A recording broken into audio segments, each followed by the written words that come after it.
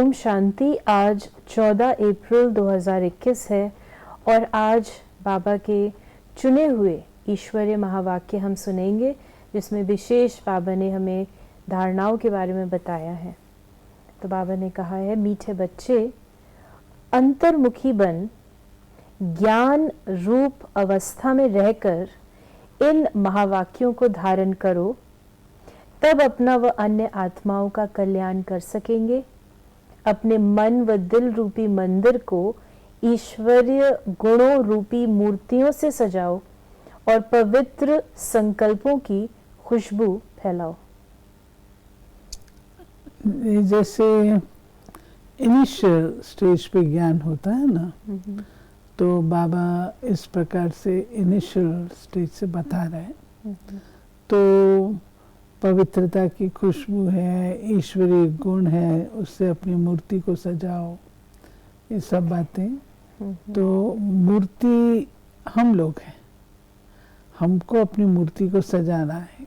किससे सजाना है? गुणों से सजाना है और पवित्रता की खुशबू फैलानी है। और एक बात और भी कही पहले, बाबा ने कहा कि अंतर्मुखी बन ज्ञान रूप अवस्था में रहकर इन महावाक्यों को धारण करो। हाँ, महावाक्यों की धारण, ज्ञान युक्त अवस्था, अर्थात इसको प्रॉपरली अंडरस्टैंड करके करो। इसके बारे में थोड़ा सा और हम पढ़ेंगे, क्योंकि कुछ अलग इसमें एक बात है जो आपसे स्पष्टीकरण लेंगे। जो मुरली में बताया है इन महावाक्यों में कि अंतर्मुख न होने के कारण वो संपूर्ण ज्ञान रूप अवस्था नहीं प्राप्त होती, क्योंकि जो कुछ महावाक्य सम्मुख सुने जाते हैं, अगर उसे गहराई में जाकर ग्रहण नहीं करते, सिर्फ उन महावाक्यों को सुनकर रिपीट कर देते हैं, तो वो महावाक्य वाक्य हो जाते हैं। जो ज्ञान रूप अवस्था रहकर नहीं सुने जाते, उन महावाक्यों पर माया का परछाया पड़ जाता है। अब ऐसी माया के अशुद्ध वाइब्रेशन से भरे हुए महावाक्य सुनकर सिर्फ रिपीट करने से खुद सहित औरों का कल्याण होने के बदले अकल्याण हो जाता है। इसलिए हे बच्चों, एकदम अंतर्मुखी बन जाओ। ये मैं बताना चाहूंगी, ये जो मुरली है, ये शिव बाबा की जब पधरामणि हुई है 85 साल पहले, उन दिनों की। और ये हमारा भाग्य है जो हमको ये सुनने को मिल रही है। तो इनिशियल स्टेज पे कैसे बाबा समझाते थे, अंतर्मुखी बनो। अंतर्मुखी अर्थात ज्ञान युक्त स्थिति, रूहानी स्थिति, उसमें स्थित रह करके और फिर करो। तो बाबा कहते हैं, अगर तुम ये करेंगे, ज्ञान का श्रवण अंतर्मुखी स्थिति में रह करके करेंगे, तो जो ईश्वरीय महावाक्य हैं वो आपको टच करेंगे। जैसे आजकल देह अभिमान और देही अभिमानी कहते हैं ना, ये वो स्टेज है। देही अभिमानी होके सुनेंगे तो आत्मा को टच करेंगे, और देह अभिमानी होके सुनेंगे तो महावाक्य हमको वाक्य ही लगेंगे, और ऐसा लगेगा जैसे ऑर्डिनरी बाबा कह रहा है। और बाबा ने कहा अकल्याण, कल्याण की बजाय अकल्याण। अकल्याण कैसे?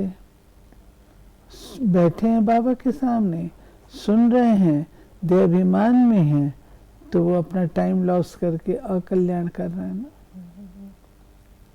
तो इसलिए बाबा ने कहा इसको अंतर्मुखी होकर के सुनो। प्रश्न है कि सर्वोत्तम सच्ची सर्विस कौन सी है? यथार्थ सर्विस का सूक्ष्म और महीन राज क्या है? जब किसी से कोई भूल होती है तो उसे सावधान करने के साथ सूक्ष्म रीति से अपनी योग शक्ति उन तक पहुंचाकर उनके अशुद्ध संकल्पों को भस्म करना, यही सर्वोत्तम सच्ची सर्विस है। साथ साथ अपने ऊपर भी अटेंशन देना, मनसा में भी कोई अशुद्ध संकल्प उत्पन्न न हो, इसमें खुद भी सावधान रहना और दूसरों प्रति ऐसी दिव्य सर्विस करना, यही सर्विस का सूक्ष्म और महीन राज है। ये बाबा कह रहे हैं कि सेवा, दूसरों की सेवा क्या है, सर्विस होती है दूसरों के प्रति, है ना। तो उसमें अन्य आत्माओं के मन में जो अशुद्धता है, उल्टे पुल्टे संस्कार हैं, उनको निकालने में सहयोगी बनना, ये है सेवा। अब किसी में कोई गंदी आदत होती है, वो खुद से परेशान होता है, नहीं कर सकता, आप उसको एक्स्ट्रा बल देते हैं, ज्ञान की शक्ति देते हैं, धारणा की शक्ति देते हैं, और वो अपनी पुरानी आदत को छोड़ देता है, तो आपने उसको सहयोग दिया सेवा की। ये बाबा कहते सेवा है। तो बाबा ने कहा कि एक दो को ईश्वरीय रूप से देखना है, महसूसता का ज्ञान उठाए, सर्व ईश्वरीय गुणों की धारणा करनी है, अपने लक्ष्य स्वरूप की स्मृति से शांत चित्त, निर्माण चित्त, धैर्यवत, मिठास, शीतलता इत्यादि सर्व दैवी गुण इमर्ज करने हैं। ये बाबा सारा बता रहा है कि क्या क्या करना है हमको। फिर बाबा ने कहा धैर्यवत अवस्था धारण करने का मुख्य फाउंडेशन है वेट एंड सी। नहीं, कई बार हम लोग बहुत उतावले होते हैं ना, बहुत उतावले होते हैं, तो बाबा कहते हैं उतावलापन अच्छा नहीं है। उतावलापन उसे कहते हैं जैसे कोई बात हुई तो तुरंत उसका जवाब दे दिया, तुरंत आंसर बैक किया, तो बाबा कहते ये नहीं, उतावलापन ना हो, वेट एंड सी, धैर्य धारण करो। इसलिए हे पुरुषार्थी प्राणों, जरा ठहरो और आगे बढ़कर राज देखते चलो। ये गुण निश्चय से बंधा हुआ है। ऐसे निश्चय बुद्धि साक्षी दृष्टा हो, हर खेल को हर्षित चेहरे से देखते, आंतरिक धैर्यवत और अडोल चित रहते हैं। यही ज्ञान की परिपक्व अवस्था है जो अंत में संपूर्णता के समय प्रैक्टिकल में रहती है। इसलिए बहुत समय से लेकर इस साक्षीपन की अवस्था में स्थित रहने का परिश्रम करना है। कितना अच्छा है, बहुत ही सुंदर। हाँ, यानी अडोल ज्ञान की अवस्था, जिससे तुम अडोल रहोगे, हर्षित रहोगे, हलचल में नहीं आओगे, साखी रहोगे, चेहरा हर्षित होगा, सब बातें बाबा जो है कहते हैं कि अगर साक्षीपन की स्थिति में होगे तो ये सब कुछ होगा। और ये भी कहा कि अंत में तुम्हारा ये स्वरूप होगा, उसका अभ्यास अभी करना है। ज्ञान स्वरूप स्थिति में स्थित रहने से स्वतः शांत रूप अवस्था हो जाती है।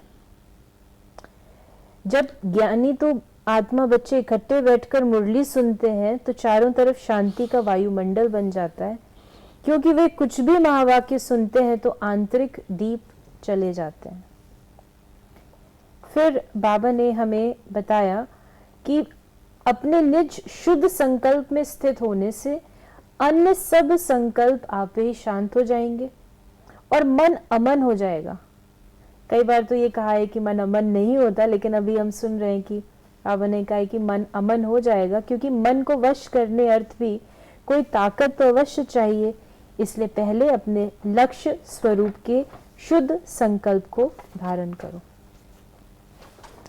नहीं, बाबा कहते हैं शुद्ध संकल्पों में रहो, शुद्ध संकल्पों में रहो। तो बाबा ने ज्ञान और शांति की बात कही ना, उससे ये चालू हुआ ये पॉइंट। तो जितने ज्ञान युक्त होंगे उतने शांत स्वरूप होंगे। तो वो बाबा ने कहा मन अमन, अमन शांति को भी कहते हैं, तो मन जो है वो शांतमय हो जाएगा। और आज बाबा का जो याद प्यार है वो भी थोड़ा सा अलग है, हम सुनते हैं उसे। मीठे मीठे आज बाबा ने हमें याद प्यार दिया। मीठे मीठे सिखी लदे ज्ञान गुलजारी, ज्ञान सितारों प्रति माता पिता बाप दादा का याद प्यार और गुड मॉर्निंग। रूहानी बाप की रूहानी बच्चों को नमस्ते, और हम बच्चों की भी रूहानी बाप को नमस्ते। तो धारणा है इस मुरली के दो मुख्य पॉइंट्स हैं, हम उनको एक बार सुनते हैं। अपने लक्ष्य स्वरूप की स्मृति से शांत चित्त, निर्माण चित्त, धैर्यवत, मिठास, शीतलता आदि सर्व दैवी गुण धारण करने हैं और निश्चय बुद्धि साक्षी दृष्टा हो। इस खेल को हर्षित चेहरे से देखते आंतरिक धैर्यवत और अडोलचित रहना है। बहुत समय से लेकर इस साक्षीपन की अवस्था में स्थित रहने का परिश्रम करना है। आज का वरदान है स्नेह और शक्ति रूप के बैलेंस द्वारा सेवा करने वाले सफलता मूर्त भव। जैसे एक आंख में बाप का स्नेह और दूसरी आंख में बाप द्वारा मिला हुआ कर्तव्य यानी सेवा सदा स्मृति में रहता है, ऐसे स्नेही मूर्त के साथ साथ अभी शक्ति रूप भी बनो। स्नेह के साथ साथ शब्दों में ऐसा जौहर हो जो किसी का भी हृदय विदीर्ण कर दे। जैसे माँ बच्चों को कैसे भी शब्दों में शिक्षा देती है, तो माँ के स्नेह कारण वो शब्द तेज व कड़वे महसूस नहीं होते। ऐसे ही ज्ञान की जो भी सत्य बातें हैं उन्हें स्पष्ट शब्दों में दो, लेकिन शब्दों में स्नेह समाया हुआ हो तो सफलता मूर्त बन जाएंगे। ये बाबा बताते हैं कि जो मूर्तियाँ होती हैं ना देवियाँ, तो देवियों में ये दो बातें होती हैं, एक और स्नेह, दूसरी और शक्ति, दोनों चाहिए। तो स्नेह और शक्ति का बैलेंस रखने से जो भी कार्य वो ठीक होता है। लव एंड लॉ जिसको कहते हैं। स्लोगन है सर्वशक्तिवान बाप को साथी बना लो तो पश्चाताप से छूट जाएंगे। सर्वशक्तिवान बाप को साथी बना लो तो पश्चाताप से छूट जाएंगे। तो ये थे बाबा के आज के मधुर महावाक्यों का स्पष्टीकरण। यदि आपके मन में कोई सवाल है तो आप उसे मैसेज या व्हाट्सएप करें 8826599309 पर। ओम शांति।